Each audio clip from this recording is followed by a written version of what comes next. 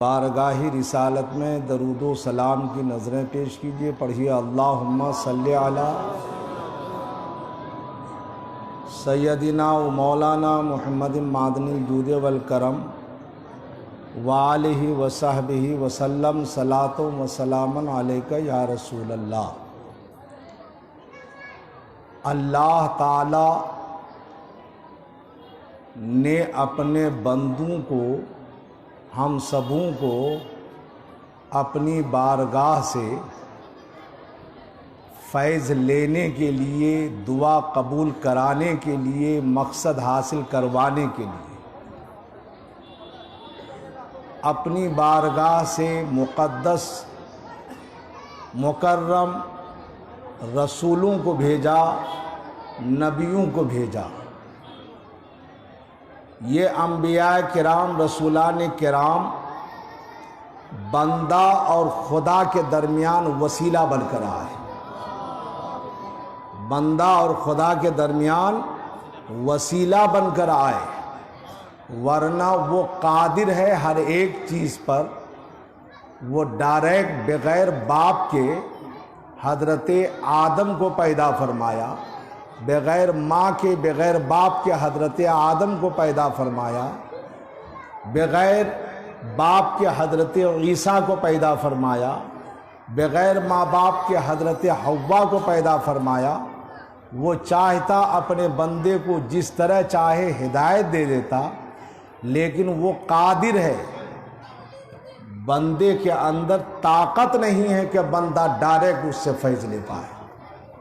جیسا کہ آپ اچھی طرح جانتے ہیں کہ حضرت موسیٰ علیہ الصلاۃ والتسلیم نے اللہ سے دعا کی، اے اللہ میں تجھ کو دیکھنا چاہتا ہوں. تو اللہ تعالیٰ نے ارشاد فرمایا لن ترانی، اے موسیٰ تو مجھے بے حجاب بے نقاب نہیں دیکھ سکتا. حضرت موسیٰ عرض کرنے لگے کہ ہاں پروردگار تو مجھے دکھا دے. جب حضرت موسیٰ نے بہت دعا کی اللہ سے، تو اللہ نے یہ فرمایا کہ تو کوہ طور پہ آ جا، فَإِنِ اسْتَقَرَّ مَكَانَهُ، اور آ کر وہاں اپنی جگہ پہ ٹھہرے رہنا. اگر تم ٹھہرے رہے تو سمجھ جاؤ میری تجلی کو تم نے دیکھ لیا، مجھے دیکھ لیا. حضرت موسیٰ گئے، فَلَمَّا تَجَلَّى رَبُّهُ، جب رب نے اپنی تجلی نازل فرمائی، فَخَرَّ مُوسَىٰ صَعِقًا، تو حضرت موسیٰ زمین پر آ گئے. کیا سمجھ میں آیا کہ جب ایک پیغمبر اولو العزم ہو کر براہ راست اللہ کے فیض سے اللہ کو دیکھ نہیں سکتا، تو ہم گنہگار بندے ڈائریکٹ اللہ کو کیسے اللہ سے فیض لے سکتے؟ یہ اللہ کا کرم ہے کہ ہمارے اور اپنے درمیان رسولوں کو بھیجا، نبیوں کو بھیجا. انہی تمام مقاصد کو میرے آقا صلی اللہ علیہ وسلم نے حل فرمایا، وسیلہ لے کے آیا. حضرت امام اعظم ابو حنیفہ کی ذات کتنی بڑی ذات ہے، پہلے اس ذات کو سمجھیے کہ میرے آقا صلی اللہ علیہ وسلم نے ارشاد فرمایا کہ لو کان العلم عند الثریا لونال رجال من ابناء فارس، اگر ثریا میں بھی علم پہنچ جائے تو فارس کا ایک شخص وہ وہاں سے حاصل کر کے میری امت کے درمیان پھیلا دے گا. یہ شان حضرت امام اعظم ابو حنیفہ ہے. اور ایک اور بات سنیے، خواب کی تعبیر بتانے والی ذات جن کا نام ہے علامہ ابن سیرین، محمد ابن سیرین، کتنا بڑا خواب کوئی دیکھے اس کو آسانی کے ساتھ وہ بتا دیا کرتے. ایک شخص گئے حضرت کے پاس کہ ایک شخص نے خواب دیکھا ہے کہ حضور صلی اللہ علیہ وسلم کی قبر کی مٹی کو ادھر ادھر پھیلا رہا. خواب جو دیکھا ہے تو اس دیکھنے والے کے بارے میں آپ کیا تعبیر بتا رہے ہیں؟ اس کا ماحصل کیا ہے، خلاصہ کیا ہے؟ تو حضرت محمد ابن سیرین نے فرمایا تم جو سائل بن کے آئے ہو یہ تم نے نہیں دیکھا، مجھے لگتا ہے امام اعظم ابو حنیفہ نے دیکھا ہے، مجھے لگتا ہے یہ خواب امام اعظم ابو حنیفہ نے دیکھا ہے۔ کہا ہاں حضور انہوں نے دیکھا ہے۔ کہا کہ اس خواب کی تعبیر یہ ہے کہ نبی کے فرمودات، نبی کے احادیث کو جس طرح خوشبو کائنات میں پھیلتی ہے، امام اعظم علیہ رحمت و رضوان اسے پھیلایا کریں گے۔ اتنے بڑے عاشق رسول امام اعظم ابو حنیفہ، زمانے میں لوگ وسیلہ کے قائل نہیں کہ نبی سے وسیلہ کیوں لیا جائے، نبی سے فریاد کیوں کیا جائے، ڈائریکٹ خدا سے مانگا جائے۔ حضرت امام اعظم نے درد میں، محبت میں، انتہائی رقیق القلبی میں متاثر ہو کر نبی کی بارگاہ میں فریاد کیا کہ یا مصطفیٰ، یا مجتبیٰ، آپ کا یہ امتی تیری بارگاہ میں فریاد کر رہا ہے، آپ اپنے کرم سے، جود و نوال سے، اپنی رحمت سے مجھے نوازیے۔ امام اعظم کا یہ قصیدہ اتنا مقبول ہوا کہ پوری دنیا میں پھیل گیا، اور وہ قصیدہ جو آپ ابھی سن رہے تھے اور پڑھنے والا بڑے اچھے انداز میں پڑھ رہے تھے، مجھے خبر ملی، میں بھی دوڑے چلے آیا کہ اس در کے بھکاری جہاں آپ ہیں ہم بھی ہیں، اس در کے بھکاری جہاں آپ ہیں ہم بھی ہیں۔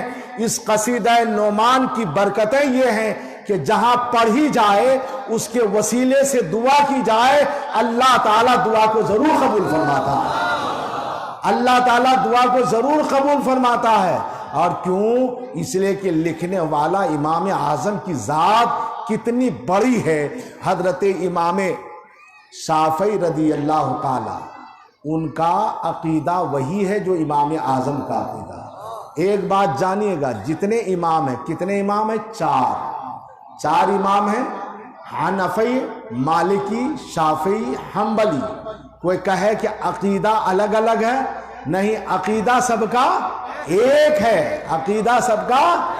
اور فروعی مسائل میں مثال کے طور پر وہ آمین بالجہر کے قائل ہیں، امام اعظم کے ہاں آمین زور سے نہیں بولا جاتا، لیکن عقیدہ صحیح ہے۔ اب یہیں سے ایک سوال پیدا ہوگا، وہ آمین زور سے پڑھتے ہیں شافعی لوگ ہاتھ اٹھا رفع یدین کرتے ہیں، تو غیر مقلد بھی تو رفع یدین کرتا ہے، وہ بھی تو آمین بالجہر کہتا ہے، تو غیر مقلد جس کو اہل حدیث کہتے ہیں، ہم اس کو غلط کیوں کہتے ہیں، ان کو کیوں غلط نہیں کہتے ہیں؟ تو غیر مقلد کو غلط اس لیے کہا جاتا ہے، ان کا عقیدہ صحیح نہیں ہے، ان کا عقیدہ صحیح نہیں ہے۔ وہ نبی کو اور خدا کو کس طرح مانتا ہے؟ غیر مقلدوں کی کتابوں میں ہے، وہ کہتا ہے کہ معاذ اللہ، تمام لوگ یہ جانتے ہیں کہ اللہ کی ذات وہ ہے کہ جو بے مثل و بے مثال ہے، جسم سے، جسمانیات سے پاک ہے، جگہ سے، مکان سے پاک ہے۔ لیکن غیر مقلدوں کا عقیدہ ہے کہ اللہ اتنا بڑا جسم والا ہے معاذ اللہ کہ جب عرش پر بیٹھتا ہے تو عرش چڑھانے لگتا ہے۔ استغفر اللہ، استغفر اللہ۔ جس کا عقیدہ یہ ہو، وہ یہ کہتا ہے کہ اللہ تعالی کا جسم ہے اور اللہ تعالی جسمانیات والا ہے، وہ اللہ ہر جگہ رہتا ہے۔ نبی کے بارے میں بھی بس اس کا اتنا عقیدہ ہے کہ ایک وسیلہ بن کے آیا، پیغام دے دیا، اب اس کی کوئی ضرورت نہیں۔ تو پتہ چلا کہ اعمال کچھ ہوں، اگر عقیدہ بگڑا ہوا رہے گا کوئی عمل قبول نہیں ہوگا۔ تو چاروں امام ہمارے عقیدے میں ایک ہیں۔ اب اعمال انہوں نے تحقیق کی، ان کو وہ سمجھ میں آیا، وہ بھی حق پہ ہیں، ہم بھی حق پہ ہیں، عقیدہ سب کا ایک ہے۔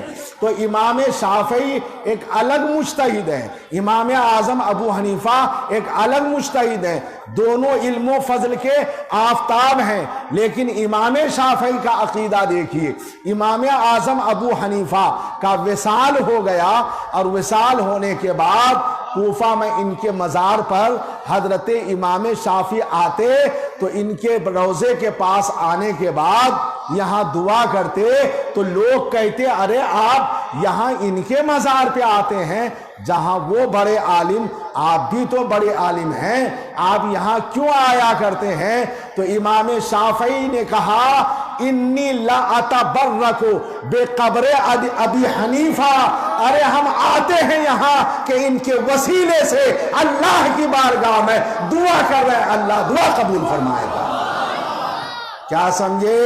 امام شافعی جیسا مجتہد امام اعظم کی بارگاہ میں جا کر وسیلہ لے کر دعا کر کے ہمیں یہ بتا دیا کہ اولیاء کرام کی چوکھٹ پہ جانا، مزاروں پہ جانا، ان کی بارگاہ میں آنا، حضور قطب بنگلہ دیش حسن الزماں کی بارگاہ میں آنا، حضور امین الاسلام کی بارگاہ میں آنا، حضور بذل الرحمن کی بارگاہ میں آنا، حضور امام اہل سنت اور شیخ الاسلام المسلمین حاجی محمد علامہ مفتی قاضی حاجی محمد نور الاسلام کی بارگاہ میں آنا، یہ سب انہی بزرگان دین کی تعلیم کا اثر ہے۔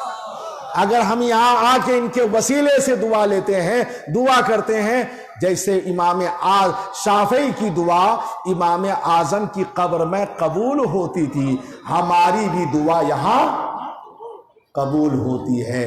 تو قصیدہ نعمان لکھنے والا وہ عاشق رسول جنہیں دنیا امام اعظم ابو حنیفہ کے نام سے جانتی ہے، جنہوں نے 78 لاکھ مسائل کو قرآن و حدیث سے استنباط فرمایا، انہوں نے درد و کرم میں رہ کر اس کے عشق رسالت میں ڈوب کر نبی کی محبت میں جو قصیدہ لکھا ہے اس کو قصیدہ نعمان بھی بولتے ہیں، قصیدہ نعمانیہ بھی بولتے ہیں۔ جس طرح قصیدہ بردہ ہے، قصیدہ اب نعمانیہ ہے، قصیدہ غوثیہ ہے، اور قصیدہ دلائل الخیرات ہے، اور ساتھ ساتھ درود تاج ہے، یہ سب وظائف جس مجلس میں پڑھے جائیں اور اس کے وسیلے سے دعا کریں، اللہ سب کی تمنا کو پورا فرماتا ہے۔ جو قرض میں ڈوبا قرض ادا ہو جاتا ہے، جو بیمار ہوتا ہے شفا یابی مل جاتی ہے، جو بانجھ ہوتا ہے اولاد عطا کی جاتی ہے، جو درد و غم میں ڈوبا رہتا ہے اس کی مصیبتیں ٹل جاتی ہیں، جو روزی کی تنگی میں پریشان ہیں اس کی روزی میں کشادگی عطا فرمائی جاتی ہے۔ اس لیے چاہیے کہ اس مجلس میں جو قصیدہ نعمان پڑھا گیا آپ لوگ اس محفل میں رہے، ہم بھی آئے، سب آئے۔ ابھی حضور کے شہزادے آ گئے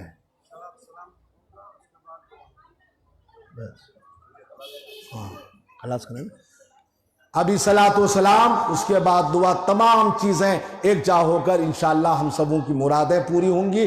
اللہ تعالی حضور امام اعظم ابو حنیفہ کی قبر پر بے پناہ رحمتوں کی بارشیں برسائے، آمین۔ اور ان کے صدقے میں حضور امام اہل سنت کو اور ہم سبوں کو صحت یابی کی دولت عطا فرمائے، آمین ثم آمین۔